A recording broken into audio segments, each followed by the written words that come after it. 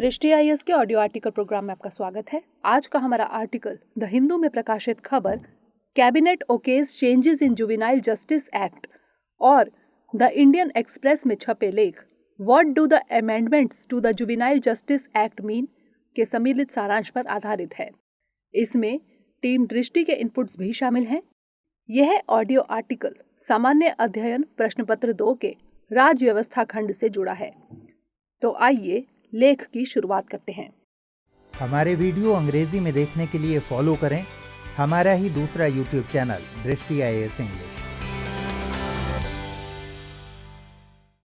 हाल ही में केंद्रीय मंत्रिमंडल ने juvenile justice care and protection of children act 2015 यानी किशोर न्याय बच्चों की देखभाल एवं संरक्षण अधिनियम 2015 में कुछ बड़े संशोधन को मंजूरी दी है। इस संशोधन के जरिए पहली बार गंभीर अपराध की श्रेणी को अलग से शामिल किया गया है। ऐसे ही बाल संरक्षण के मामले में जिला मजिस्ट्रेट को और ज्यादा शक्तियां दी गई हैं। अब इनके दायरे में बाल संरक्षण गृह आएंगे और बाल कल्याण समितियां CWC भी इनके मातहत चलेंगी। इसके अलावा बाल कल्याण समितियों के सदस्यों की नियुक्ति उनकी शैक्षिक योग्यता, पृष्ठभूमि और सामाजिक स्थिति का आकलन करके ही दी जा सकेगी। साथ ही गोद लेने के नियमों को भी सिंप्लीफाई किया गया है। ये संशोधन वर्ष 2018-19 में राष्ट्रीय बाल अधिकार संरक्षण आयोग द्वारा जारी की गई रिपोर्ट के आधार पर किए गए हैं। इस रिपोर्ट में बताया गया है कि बाल संरक्षण और देखभाल के मामले में हमारे देश में कितने लचर हालात हैं। सरकार की इस पहल के आलोक में आइए बात करते हैं जुवेनाइल जस्टिस एक्ट 2015 की। जानते हैं इसमें क्या कुछ संशोधन किए गए हैं। साथ ही समझते हैं इन कानूनों से जुड़ी बारीकियों और देश में बाल संरक्षण के मैकेनिज्म को। सबसे पहले जान लेते हैं बाल अधिकार संरक्षण के मामले में हमारा संविधान क्या कहता है। भारतीय संविधान में सभी बच्चों के लिए कुछ खास अधिकार सुनिश्चित किए गए हैं। इनमें से कुछ मौलिक अधिकार हैं। मसलन अनुच्छेद 21 क 6 से 14 साल की आयु वाले सभी बच्चों की अनिवार्य और निःशुल्क प्रारंभिक शिक्षा की बात करता है। अनुच्छेद 24 के जरिए 14 साल से कम उम्र के बच्चों को जोखिम वाला कार्य करने से सुरक्षा दी गई है। वहीं अनुच्छेद 39 च बालकों को स्वतंत्र और गरिमामय माहौल में स्वस्थ विकास के अवसर और सुविधाएं मुहैया कराने और शोषण से बचाने के लिए राज्य को उपाय करने के लिए निर्देशित करता है। इसके अलावा भारतीय संविधान में बच्चों को वयस्क पुरुष और महिला के बराबर समान अधिकार भी मिले हुए हैं। अनुच्छेद 14 के तहत विधि के समक्ष समानता का अधिकार, अनुच्छेद 15 के अंतर्गत भेदभाव के विरुद्ध अधिकार और अनुच्छेद 21 के तहत व्यक्तिगत स्वतंत्रता का अधिकार हर बच्चे के मौलिक अधिकारों का भी हिस्सा है। इसके अलावा भारत ने बाल अधिकारों पर संयुक्त राष्ट्र के कन्वेंशन को भी एक्सेप्ट किया है। आपको बता दें कि वर्ष 1989 में संयुक्त राष्ट्र द्वारा वैश्विक स्तर पर बाल अधिकारों को सुनिश्चित करने के लिए संयुक्त राष्ट्र बाल अधिकार अभिसमय यानी convention on the rights of the child अपनाया गया था। इस कन्वेंशन के तहत 18 साल से कम उम्र के हर व्यक्ति को एक बच्चे के रूप में मान्यता दी जाती है। यह कन्वेंशन प्रत्येक बच्चे के नागरिक, राजनीतिक, आर्थिक, सामाजिक और सांस्कृतिक अधिकारों को निर्धारित करता है। इसके अंतर्गत शिक्षा का अधिकार, विश्राम और सुविधा का अधिकार, मानसिक और शारीरिक शोषण के विरुद्ध अधिकार आदि शामिल हैं। भारत ने 1992 में इस कन्वेंशन पर हस्ताक्षर किए और तब से भारत लगातार इस कन्वेंशन के लक्ष्यों को पाने के लिए कोशिशें कर रहा है। हालिया संशोधन भी इन्हीं कोशिशों का एक हिस्सा है। लेकिन नए संशोधन को जानने से पहले जानते हैं जुवेनाइल जस्टिस एक्ट 2015 के बारे में। वर्ष 2015 में juvenile justice care and protection of children act 2015 संसद में पारित किया गया था। इस एक्ट को जुवेनाइल डेलिंक्वेंसी लॉ और juvenile justice care and protection of children act 2000 की जगह पर लाया गया था। यह एक्ट उन बच्चों से संबंधित है जिन्होंने कानूनन कोई अपराध किया हो और जिन्हें देखभाल और संरक्षण की जरूरत हो। इस एक्ट के जरिए नाबालिग अपराधियों की आयु सीमा 18 साल से घटाकर 16 की गई है। आपको बता दें कि कानून की नजर में जुवेनाइल उस व्यक्ति को माना जाता है जिसकी उम्र 18 साल से कम है। भारतीय दंड संहिता के मुताबिक 7 साल वह न्यूनतम आयु है जब किसी व्यक्ति पर अपराध के लिए आरोप लगाया जा सकता है। यानी एक बच्चे को किसी भी अपराध के लिए तब तक सजा नहीं दी जा सकती जब तक कि उसकी उम्र कम से कम 7 साल ना हो। 2015 का जुवेनाइल जस्टिस एक्ट जघन्य अपराधों में संलिप्त 16 से 18 साल की उम्र के बीच के जुवेनाइल यानी किशोरों के ऊपर बालिगों या वयस्कों के समान मुकदमा चलाने की इजाजत देता है। जुवेनाइल द्वारा किए गए अपराधों को 3 तरह से बांटा जाता है। पहला है हीनियस क्राइम यानी जघन्य अपराध, जिनमें आईपीसी या अन्य किसी कानून के तहत 7 साल के कारावास की न्यूनतम सजा मिलती है। दूसरा है सीरियस या गंभीर अपराध, जिनमें 3 से 7 साल का कारावास मिलता है। और तीसरा है मामूली अपराध, जिसमें 3 साल से कम के कारावास की सजा मिलती है। अन्य सभी मामलों में जुवेनाइल को जुवेनाइल जस्टिस बोर्ड यानी जेजेबी द्वारा निर्धारित संस्थागत देखभाल में 3 साल की अधिकतम सजा होती है। जघन्य अपराधों के मामले में अगर किसी जुवेनाइल को 21 साल की उम्र से पहले पकड़ा जाता है तो जेजेबी शुरुआती जांच करेगा। पहले बच्चे की मानसिक और शारीरिक क्षमता, अपराध के परिणामों को समझने की क्षमता, अपराध की प्रकृति आदि का आकलन किया जाएगा। इस आकलन के आधार पर जेजेबी यह तय करेगा कि क्या किसी बच्चे पर बालिग की तरह मुकदमा चलाया जाना चाहिए या नहीं। यह निर्धारण होने के बाद मामला बाल न्यायालय के सामने जाता है। आपको बता दें कि बाल न्यायालय या चाइल्ड कोर्ट एक विशेष कोर्ट है जिसे बाल अधिकार संरक्षण आयोग अधिनियम 2005 के तहत अधिसूचित किया जाता है। ऐसे मामलों की सुनवाई बाल न्यायालय करता है। यह एक्ट निर्भया गैंगरेप केस के 3 साल बाद लाया गया था। इस केस में एक 17 साल के जुवेनाइल को जघन्य अपराध करने के बाद भी मात्र 3 साल की सजा मिलने के बाद रिहाई मिल गई थी, जिसका काफी विरोध किया गया था। गौरतलब है कि इस एक्ट में बाल अपराधियों से निपटने के लिए देश के हर जिले में जुवेनाइल जस्टिस बोर्ड और बाल कल्याण समितियों यानी चाइल्ड वेलफेयर कमिटीज के गठन का प्रावधान है। जेजेबी में एक मेट्रोपॉलिटन या जुडिशियल या न्यायिक मजिस्ट्रेट और 2 सामाजिक कार्यकर्ता शामिल होंगे, जिनमें से एक का महिला होना अनिवार्य है। चलिए जानते हैं जुवेनाइल जस्टिस एक्ट 2015 के अन्य अहम प्रावधानों को। इस एक्ट के मुताबिक देखभाल या संरक्षण की जरूरत वाले बच्चों के लिए हर जिले में बाल कल्याण समितियों यानी CWC का गठन किया जाता है। उनमें एक अध्यक्ष और 4 अन्य सदस्य शामिल होंगे जो बच्चों से संबंधित मामलों पर विशेषज्ञ होंगे। 4 सदस्यों में से कम एक सदस्य महिला होना अनिवार्य किया गया है। इस एक्ट में एक और अहम प्रावधान बच्चों को गोद लेने से जुड़ा है।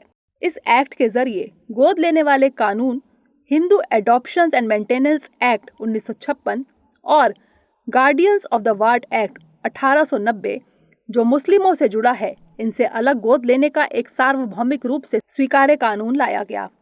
इस एक्ट में अनाथ, परित्यक्त और आत्मसमर्पण करने वाले बच्चों को गोद लिए जाने की पूरी प्रक्रिया निर्धारित की गई है। साथ ही मौजूदा सेंट्रल एडॉप्शन रिसोर्स अथॉरिटी यानी CARA को स्टैट्यूटरी बॉडी यानी सांविधिक निकाय का दर्जा दिया गया ताकि वह और ज्यादा प्रभावी ढंग से काम कर सके।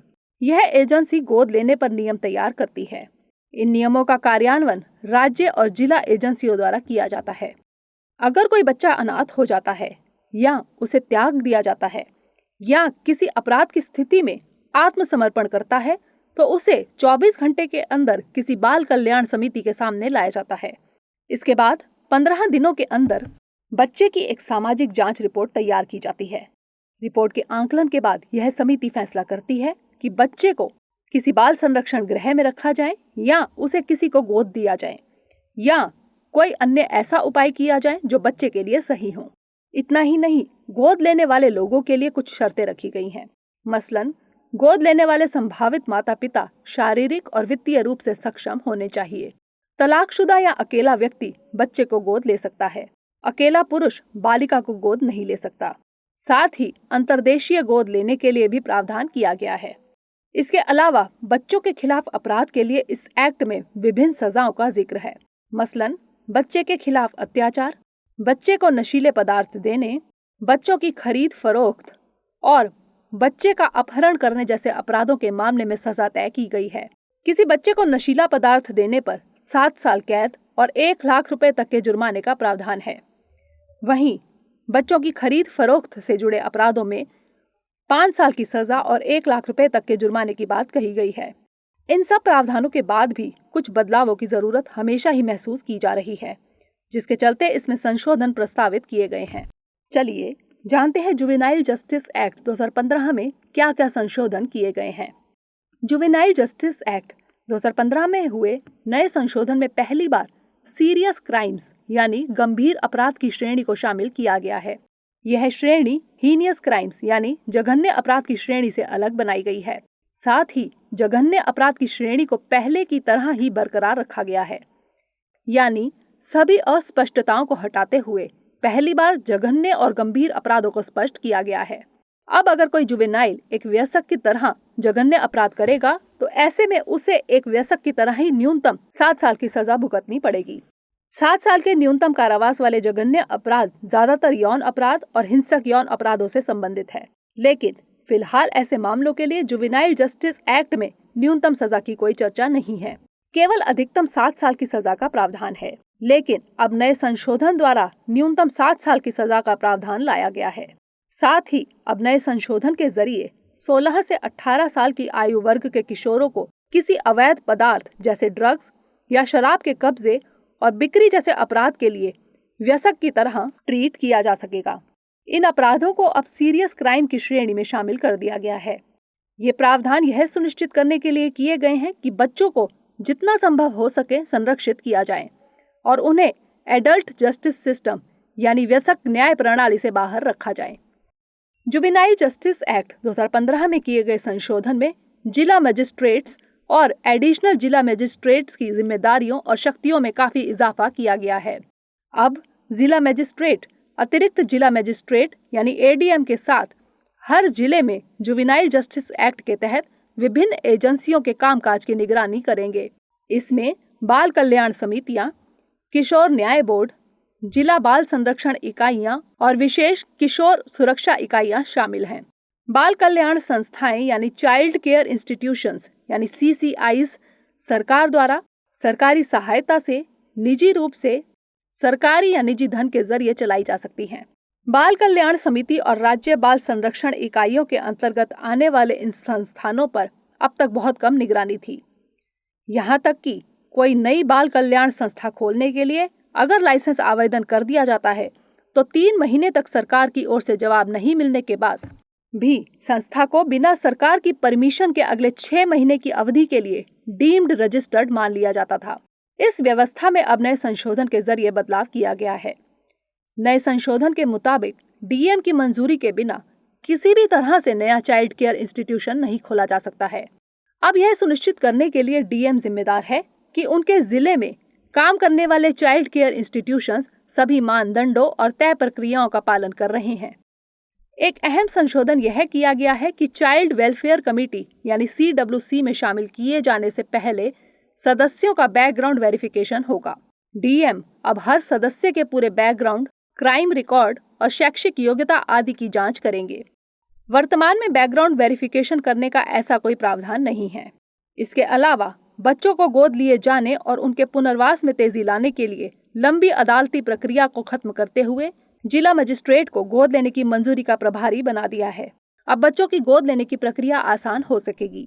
ऐसे में सवाल है, इन बदलावों की जरूरत क्यों महसूस की गई? यह संशोधन वर्ष 2018-19 में NCPCR यानी national commission for protection of child rights या राष्ट्रीय बाल अधिकार संरक्षण आयोग द्वारा जारी की गई रिपोर्ट के आधार पर लाया गया है। यह रिपोर्ट 7,000 से ज्यादा चाइल्ड केयर इंस्टीट्यूशंस में किए गए सर्वेक्षण के आधार पर तैयार की गई थी। सर्वेक्षण में पाया गया था कि 1.5% child care institutions juvenile justice act के नियमों और विनियमों के हिसाब से नहीं चल रहे हैं। साथ ही उनमें से 29% संस्थाओं के प्रबंधन में बड़ी खामियां देखी गई। NCPCR की रिपोर्ट में यह भी पाया गया है कि देश में एक भी चाइल्ड केयर इंस्टीट्यूशन ऐसा नहीं मिला जो पूरी तरह जुवेनाइल जस्टिस एक्ट के प्रावधानों के अनुरूप हो। NCPCR ने सर्वेक्षण के दौरान यह भी पाया कि कई चाइल्ड केयर इंस्टीट्यूशंस काफी ज्यादा फंड हासिल कर रहे थे, जिसमें फॉरेन फंडिंग भी शामिल थी, जबकि इन संस्थाओं में बच्चे बेहद खराब हालातों में रह रहे थे। इस सर्वेक्षण के बाद महिला एवं बाल विकास मंत्रालय ने ऐसे 500 चाइल्ड केयर इंस्टीट्यूशंस पर ताला जड़ दिया, जो जुवेनाइल जस्टिस एक्ट के तहत पंजीकृत नहीं थे। आपको बता दें कि राष्ट्रीय बाल अधिकार संरक्षण आयोग एक सांविधिक निकाय है, जिसकी स्थापना 2007 में संसद द्वारा पारित बाल अधिकार संरक्षण आयोग अधिनियम 2005 द्वारा की गई थी। यह आयोग महिला एवं बाल विकास मंत्रालय के अंतर्गत काम करता है। आयोग सुनिश्चित करता है कि सभी कानून, नीतियां, कार्यक्रम और प्रशासनिक तंत्र बाल अधिकारों के अनुरूप हो, जो भारतीय संविधान और संयुक्त राष्ट्र संघ के चार्टर में उपलब्ध है। इन तमाम कोशिशों के बाद भी इस दिशा में और प्रयास किए जाने की जरूरत है। ऐसे में सवाल है, आखिर क्या हो आगे की राह? जुवेनाइल जस्टिस एक्ट 2015 में किए गए संशोधन निश्चित ही सराहनीय हैं। उम्मीद है कि इन संशोधनों से किशोर न्याय सुनिश्चित होने के साथ साथ बच्चों की बेहतर देखभाल हो सकेगी। सरकार को यह सुनिश्चित करना चाहिए कि बाल संरक्षण के लिए मौजूद कानूनों का कड़ाई से अनुपालन हो।